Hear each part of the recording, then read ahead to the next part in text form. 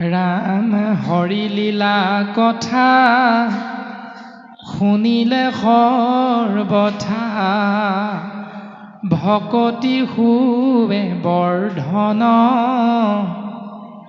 জানি সাৱধানে শুনিব যতনে ভকতি কয় কমন।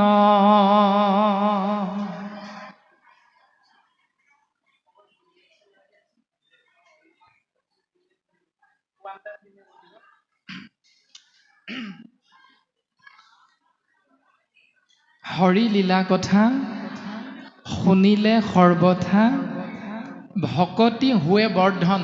বৰ্ধন মানে বৃদ্ধি হৈ গৈ থাকে। যে ভগৱন্ত পুৰুষৰ এই লীলা কথাবিলাক যদি সেই শৰীৰধাৰী মনুষ্য তোমালোকে একমনে শ্ৰৱণ কৰা কীৰ্তন কৰা তেতিয়াহ'লে তোমালোকৰ ভক্তি বৃদ্ধি হৈ হৈ গৈ থাকিব। জানি সাৱধানে এই কথাখিনি জানি লৈ বুজি লৈ সাৱধানে শুনা যত্ন সহকাৰে ভকতিক একমন ভক্তিক একমনে আশ্ৰয় কৰা। ৰামে শুক নিগদতি শুনা নৰপতি কথা যে নবাতপৰ কুশাৰু পুত্ৰৰ শুনি প্ৰশ্নোত্তৰ কৌতূহল বিদুৰৰ। নিগদতি মানে কৈ থকা।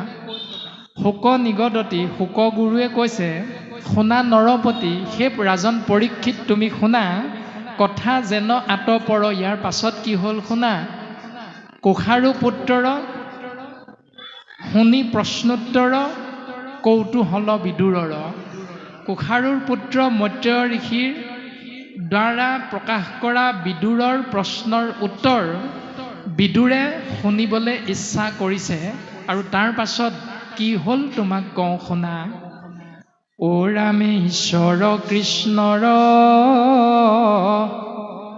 কথা ক আদৰ কৰিয়া বহু যতনে অৱনত কাই পুছিলা দুনাই বিদুৰে হৰি সমনে। ঈশ্বৰ কৃষ্ণৰ কথাক আদৰ কৰি বহু যত্ন সহকাৰে বিদুৰে শুনিছে। শিৰ তললৈ কৰি পুনৰ আনন্দিত মনেৰে বিদুৰে কথাখিনি জানিবৰ বাবে আগ্ৰহান্বিত হৈছে। বিদুৰ বদতি শুনিও সম্প্ৰতি এহি কথা মুনি ৰাজ প্ৰিয় পত্নী পাই স্বয়ম্ভুৱ মনু কৰিলন্ত কোন কাজ। বিদুৰে কৈছে হে মুনিৰাজ প্ৰিয় পত্নী শতৰূপাক পোৱাৰ পাছত স্বয়ম্ভুৱ মনুৱে কিনো কৰ্ম কৰিলে জানিবৰ ইচ্ছা হৈছে মোক কবানে গুৰুদেৱ। অ ৰামে পৰম বৈষ্ণৱ ব্ৰহ্মাৰ তনয় কৃষ্ণৰ একান্ত দাস এতে কেখেতান চৰিত্ৰ শুনিবে মোহুৰ মনে উল্লাস। পৰম বৈষ্ণৱ ব্ৰহ্মাৰ পুত্ৰ কৃষ্ণৰ একান্ত সেৱক এতে কেখেতান চৰিত্ৰ শুনিবে। সেইকাৰণে আমি তেওঁৰ চৰিত্ৰ শুনিবৰ মনেৰে বৰ ইচ্ছা হৈছে গুৰুদেৱ। আমাৰো গাঁওখনত কোনোবাই বিয়াৰ কথা ওলালে অকণমান আঁতিগুৰি ল'বলৈ মন যায় নহয়। বোলে কাৰ বিয়া কথা ক'লা? কেলে আমুকৰ ল'ৰাৰ বিয়া হৈছে নহয়। বোলে ছোৱালী ঘৰ ক'ত? ছোৱালীয়ে কি কৰে? আকৌ ছোৱালী যদি বিয়া দিবলৈ ওলায় বোলে দৰাৰ ঘৰ ক'ত? এই দৰাই কিবা চাকৰি বাকৰি কৰেনে? বোলে দৰাৰ ঘৰত কোন কোন আছে? আদি বিষয়ক কথাখিনি আমাৰ গাঁৱতো আলোচনা হয়। ঠিক তেনেকৈ ভাগৱত শাস্ত্ৰই কৈছে বিদুৰে হেনো জানিব বিচাৰিছে যে ব্ৰহ্মাৰ পুত্ৰ স্বয়ম্ভুৱ মনুৱে ধৰ্মপত্নী শতৰূপাক পোৱাৰ পাছত তেওঁ কি কাৰ্য কৰিলে? এই কাৰণেই জানিবলৈ ইচ্ছা হৈছে, কাৰণ তেওঁ এজন ভগৱন্তৰ একান্ত সেৱক। আমাৰো প্ৰায় তেনেকুৱা কথাবিলাকত আহি পৰে চিন্তা। আমাকো এদিন সুধিছিল কেইগৰাকীমান আই, বোলে তেওঁ ইমান কথা কৈ থাকে, অৰ্থাৎ আমাৰ অগোচৰত কথাখিনি পাতিছে, কিন্তু আমাকেই শুনোৱাই কৈছে বোলে দেখা যাব সময়ত তেওঁ বৰ সন্তান জন্ম বিষয়ক কথাখিনি ভাগৱতত কেনেকৈ আছে বৰ কৈ থাকে ব্যাখ্যাত। তেওঁনো কেনেকুৱা সন্তান এটা জন্ম দিয়ে আমি সময়ত দেখিম নহয়। এনেকৈ আমাৰ বিষয়েও বহুতে তেনেধৰণে কথাখিনি কয়। গতিকে শাস্ত্ৰত সেইটো এটা অকণমান বিপৰীতধৰ্মী চিন্তা। এজন স্বাভাৱিক সন্তানে বিয়া বাৰু কৰোঁতে গাঁওখনত বৰ বিশেষ কথা নোলায়, কিন্তু যেতিয়া এজন গাঁওখনত কৰ্ম কৰা চৰিত্ৰৰ যদি অকণমান বিপৰীত ধৰণৰ দৰ্শন পোৱা যায় গাঁওখনত, সমাজখনত, তেতিয়া সেই ব্যক্তিজনৰ ওপৰত প্ৰত্যেকৰে চকু পৰি থাকে যে তেওঁ যিমানখিনি কথা কয় তেওঁ নিজে পালন কৰে নে নকৰে। তেওঁকো আমি সময়ত দেখিম নহয় তেওঁনো পালন কৰিছে নে নাই কৰা। গতিকে সেই কথাটোকে বিদুৰে জানিব বিচাৰিছে। এনেই জানিব নিবিচাৰিলেহেঁতেন, এই কাৰণেই জানিব বিচাৰিছে যে স্বয়ম্ভুৱ মনু প্ৰকৃততে এজন ঈশ্বৰৰ ভকত। সেইকাৰণে ঈশ্বৰৰ ভকতে প্ৰকৃততেনো সংসাৰী হোৱাৰ পাছত কি কৰ্ম কৰে, কি কৰ্ম কৰিব লাগে, এইটো সংসাৰ ধৰ্ম পালন কৰা আমি কলিযুগৰ মলমতী মনুষ্য এজন নামাচাৰ্য হ'লে তেওঁৰ আচৰণটো কেনেকুৱা হ'ব লাগে, এজন নামঘৰীয়া হ'লে তেওঁৰ আচৰণটো কেনেকুৱা হ'ব লাগে। এজন যুৱকে যেতিয়া শৰণ গ্ৰহণ কৰিব, তাৰ পাছত যেতিয়া তেওঁ বিয়া কৰিব, তেতিয়া তেওঁ শৰণৰ নিয়মকেইটা পত্নীগৰাকীৰ লগত সহবাস কৰোঁতে তেওঁ পালন কৰিব পাৰিছেনে নাই, এইখিনি কথা জানিবৰ বৰ ইচ্ছা থাকে। এই কথাখিনি বৰ্তমান পদত প্ৰকাশিত হৈছে।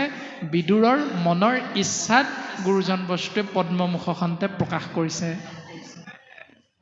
ৰামে পুৰুষসকলে বেদশাস্ত্ৰ পঢ়ি জীৱা বহু শ্ৰম পায়, বিষ্ণু বৈষ্ণৱৰ কথা শ্ৰৱণেহে তাহাৰ ফল সদায়।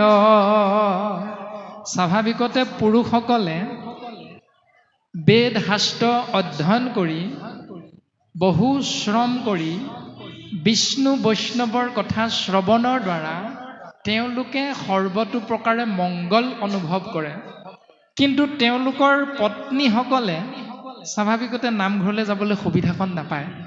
নোপোৱাৰ কাৰণে পত্নীসকলৰ কি লাভ হয়, এনেকুৱা চিন্তাবিলাক আহিছে। আমাৰতো সমাজত দেখিছে আপোনালোকে, যেতিয়া নামাচাৰ্য আসনত বহিব তেতিয়া আইসকলক বহু দূৰত অৱস্থান কৰিবলৈ দিয়ে নাই বাৰু? ভকতৰ সমানে সমানে বহিবলৈ দিয়েনে? নিদিয়ে। কিয় নিদিয়ে? কাৰণ সমাজত এটা প্ৰচলিত বাক্য আপোনাৰ সবে জানে, টনা নাইকিয়া শৰণ নাই। আইসকলৰ টনা নাই, সেইকাৰণে আইসকলৰ শৰণ নাই। কিন্তু একমাত্ৰ এভাগেই সমাজ আছে, যিভাগ সমাজৰ নাম হ'ল শ্ৰীমন্ত শংকৰদেৱ সংঘ। এই শ্ৰীমন্ত শংকৰদেৱ সংঘ সমাজভাগীত আইসকলেও শৰণ ল'ব পাৰে, আইসকলেও ভজন ল'ব পাৰে। আৰু শৰণ ভজন লোৱা মাত্ৰকে এগৰাকী আয়ে বৰতাল বজাই নাম প্ৰসংগ কৰিব পাৰে, গুৰু আসন প্ৰতিষ্ঠা কৰিব পাৰে, আৰু নামঘৰত চাকি বন্তি নৈবেদ্য আগবঢ়াব পৰা দৰ্শনটো আইসকলৰ বাবে কেৱল শ্ৰীমন্ত শংকৰদেৱ সংঘত আছে। কাৰণ শাস্ত্ৰই আমাক সিদ্ধান্ত দিছে, শৰণ ভজন ভক্তি আৰু সদাচাৰ, যাক জানি নৰ নাৰী তৰুক সংসাৰ। শৰণ ভজন ভক্তি সদাচাৰ যাক জানিলে নৰ তৰুক সংসাৰ বুলি নাই কোৱা, যাক জানিলে পুৰুষসকল তৰিব বুলি নাই কোৱা, যাক আশ্ৰয় কৰিলে নাৰীসকলো তৰি যাব পাৰে। তাৰ আশ্ৰয় কৰা নকৰাটো ব্যক্তিজনৰ নিজৰ ওপৰত নিৰ্ভৰ কৰিব। কিন্তু শাস্ত্ৰই সকলোকে অধিকাৰটো দিছে। কিন্তু সমাজ বিশেষে এই অধিকাৰৰ পৰা আইসকল কিন্তু বহু পৰিমাণে বঞ্চিত হৈ থাকিব লগা হৈছে। সেইকাৰণে আমি আইসকলে চিন্তা কৰিব লাগিব, যদি বাপজন শৰণীয়া, বাপজন ভজনীয়া, যদি আইগৰাকীৰ শৰণ নাই, তেতিয়াহ'লে অশৰণীয়া আইগৰাকীয়ে ৰন্ধন কৰি দিয়া সিদ্ধমুঠি শৰণীয়া ভজনীয়া বাপজনে গ্ৰহণ কৰিলে তেওঁৰ স্বভাৱ চৰিত্ৰৰ কি পৰিৱৰ্তন হ'ব সেয়া শাস্ত্ৰত সুন্দৰভাৱে উল্লেখ আছে। দশম স্কন্ধত এগৰাকী চাণ্ডালিনীয়ে যেতিয়া তেওঁৰ আহাৰ ৰন্ধন কৰি আছিল, কথাখিনি খুব সুন্দৰভাৱে আছে। এগৰাকী চাণ্ডালিনীয়ে যেতিয়া তেওঁৰ আহাৰ ৰন্ধন কৰি আছিল, তেতিয়াই স্বৰ্গৰ দেৱৰাজ ইন্দ্ৰই ৰথত উঠি যেতিয়া আকাশ মাৰ্গেৰে গতি কৰিছিল, তেতিয়াই দেখা পাইছে যে পৃথিৱীত এগৰাকী চাণ্ডালিনীয়ে তেওঁৰ ৰন্ধন কৰি থকা আহাৰৰ ওপৰত এখন ঢাকোন দি দিছে। আৰু তেতিয়াই জানিবৰ ইচ্ছুক হৈ দেৱঋষি স্বৰ্গৰ দেৱৰাজ ইন্দ্ৰদেৱে তেওঁৰ ৰথ মৰ্ত্যলৈ নমাই আনিছে আৰু আনি চাণ্ডালিনীক সুধিছে যে ঐ চাণ্ডালিনী, প্ৰথম প্ৰকাশ কৰিছে যে তই কোন, তোৰ সত্য পৰিচয় মোক দে। তেতিয়া সেই আইগৰাকীয়ে কৈছে মই জাতত চাণ্ডাল। তেতিয়া দেৱৰাজ ইন্দ্ৰই কৈছে চি অপবিত্ৰ, অৰ্থাৎ চাণ্ডাল হ'ল আমাৰ সমাজত অপবিত্ৰ এক জাতি বুলি আমাৰ ধাৰণা আছে, নিকৃষ্টতম জাতি চাণ্ডাল। দ্বিতীয়তে ক'লে ঠিক আছে বাৰু তই অপবিত্ৰ, কোনো কথা নাই, মই যে ওপৰে যাওঁতে তই তোৰ আহাৰ ৰন্ধন কৰাই পাত্ৰভাগীত ঢাকোন দি দিলি, কাৰণটো কি? বোলে তইনো কি ৰন্ধন কৰি আছ মোক কচোন। তেতিয়া চাণ্ডালিনীয়ে কৈছে মই মোৰ আহাৰ ৰন্ধন কৰি আছো। তই কি খাৱ কচোন, কি আহাৰ ৰন্ধন কৰিছ? তেতিয়া চাণ্ডালিনীয়ে কৈছে মই গো মাংস মানুহৰ তেজেৰে ৰন্ধন কৰি আছো। পানী নাই, তেজেৰে ৰক্তেৰে ৰন্ধন কৰিছে গো মাংস। তেতিয়া ইন্দ্ৰ দেৱতাই কৈছে যে আকৌ এটা অপবিত্ৰ বস্তু ৰক্ত, আকৌ এটা অপবিত্ৰ বস্তু গো মাংস, তিনিটা অপবিত্ৰ বস্তু আমি পালো। এক হ'ল গো মাংস, দুই হ'ল ৰক্ত আৰু তিনি হ'ল চাণ্ডালিনী। বোলে তই যে ইমান অপবিত্ৰ নিজেও আৰু অপবিত্ৰ আহাৰ গ্ৰহণ কৰিছ, তৎসত্বেও তোৰ আহাৰৰ পাত্ৰভাগীত ঢাকোন দিলি, কাৰণটো কি? তেতিয়া চাণ্ডালিনীয়ে কৈছে দেৱৰাজ মাৰিলেও মাৰিব, কাটিলেও কাটিব, আপোনাৰ চৰণৰ ধূলা মোৰ আহাৰত পৰিলে মোৰ আহাৰ অপবিত্ৰ হৈ যাব বুলি জানি মই মোৰ পাত্ৰভাগীত ঢাকোন দি দিছো। ইন্দ্ৰ উৎসৱ খাই উঠিছে। মোৰ চৰণৰ ধূলি পৰিলে তোৰ অপবিত্ৰ দ্ৰব্য বস্তু অপবিত্ৰ হৈ যাব, কাৰণ বোলে দেৱৰাজ আপুনি অশৰণীয়া। সেইকাৰণে শাস্ত্ৰই কোৱা ধৰণে আমি যদি চিন্তা কৰোঁ, প্ৰথম অপবিত্ৰ চাণ্ডালিনী, দ্বিতীয় অপবিত্ৰ তেজ, তৃতীয় অপবিত্ৰ গো মাংস, তাতোতকৈ অপবিত্ৰ হ'ল অশৰণীয়াজন। এতিয়া যদি আমি শৰণ ভজন লোৱা বাপজনে অশৰণীয়া আইগৰাকীৰ হাতেৰে ৰন্ধন কৰা চাহ বা এনেধৰণে দ্ৰব্য গ্ৰহণ কৰোঁ, তেতিয়াহ'লে আমাৰ লাভ কি হ'ব, লোকচান কি হ'ব, ভাগৱতে সিদ্ধান্ত দিছে। চিন্তা কৰাটো আমাৰ প্ৰত্যেকৰে নিজৰ কথা। গতিকে কোন সমাজত আছোঁ, আমাৰ সমাজভাগীৰ নাম কি, এইটো ডাঙৰ কথা নহয়। আমি ভাগৱত শুনি, ভাগৱত পঢ়ি তাৰ দৰ্শনবিলাক আমি গৃহস্থী ধৰ্ম পালনত ব্যৱহাৰ কৰিবলৈ, আশ্ৰয় কৰিবলৈ শিকিছোঁ কেইজনে, এইটোৱে হ'ল আটাইতকৈ ডাঙৰ তত্ত্ব কথা।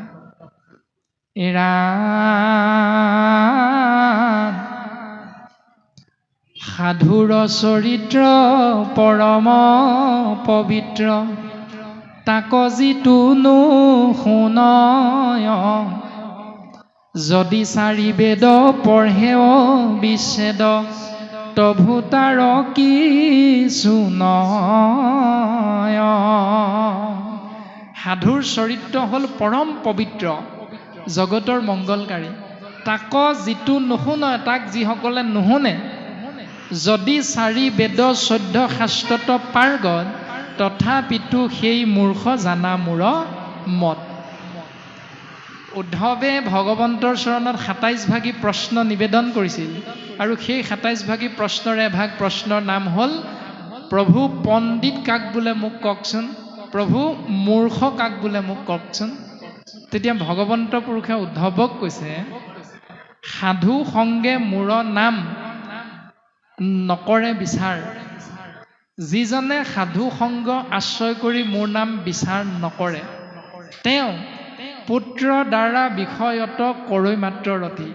তেওঁ মোৰ ল'ৰা, মোৰ ছোৱালী, মোৰ মাটি, মোৰ বাৰী, মোৰ ধন, মোৰ সম্পত্তি, এই মোৰ ভাৱনাযুক্ত হৈ এই ভাৱনাতে থাকি সাধু সংগৰ দ্বাৰা মোৰ নাম আশ্ৰয় কৰিবলৈ কোনোদিন ইচ্ছা প্ৰকাশ নকৰে।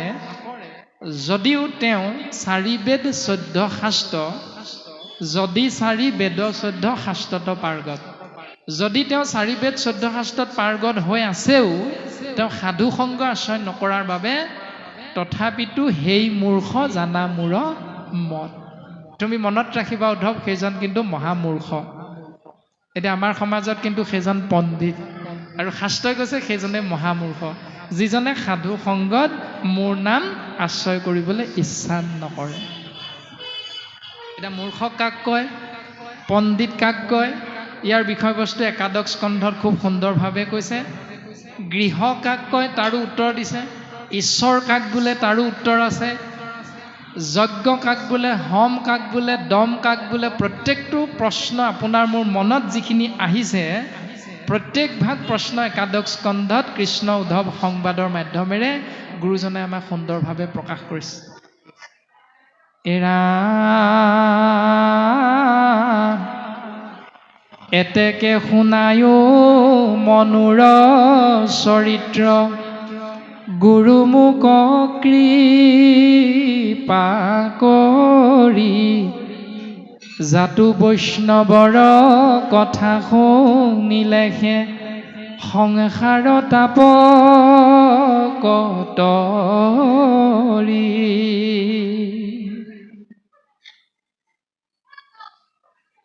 এতেকে শুনায়ো, সেইকাৰণে তুমি আমাক শুনোৱাচোন মনুৰ চৰিত্ৰ, স্বয়ম্ভুৱ মনু ভগৱন্তৰ একান্ত ভকতৰ চাৰিত্ৰিক বৈশিষ্ট্য।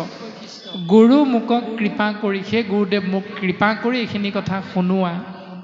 জাতু বৈষ্ণৱৰ কথা শুনিলেহে, যিহেতু বৈষ্ণৱৰ কথা শুনিলেহে আধিদৈৱিক, আধিভৌতিক, আধ্যাত্মিক এই 3 তাপৰ পৰা জীৱতত্বই অনায়াসে পৰিত্ৰাণ পাব পাৰে। সংসাৰৰ তাপকত তৰি, সংসাৰ তাপৰ পৰা পৰিত্ৰাণ পাব পাৰে। মহুৰ জীৱন দেৱ নাৰায়ণ ভগৱন্ত কৃপাময়,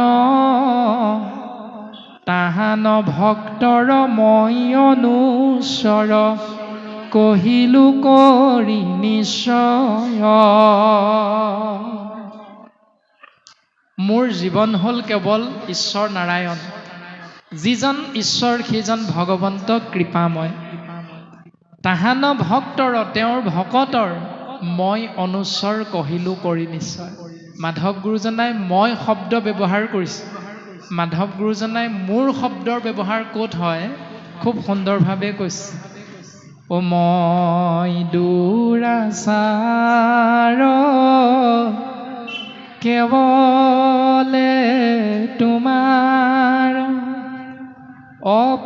অপৰাধী নাৰায়ণ, ক্ষমিও কহৰি লৈও দাস কৰি, পখিলো হেৰা শৰণে।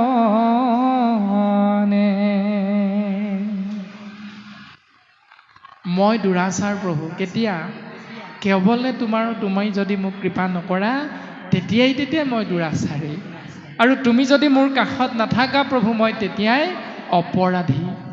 গতিকে মই ব্যৱহাৰ গুৰুজনে আমাক দেখুৱাইছে, আৰু সেইকাৰণে বিদুৰেও কৈছে যে মহুৰ জীৱন দেৱ নাৰায়ণ ভগৱন্ত কৃপাময়, তাহাৰ ভক্তৰ মই অনুচৰ, মূৰ সম পাপী লোক নাহিকে ই 3 লোক।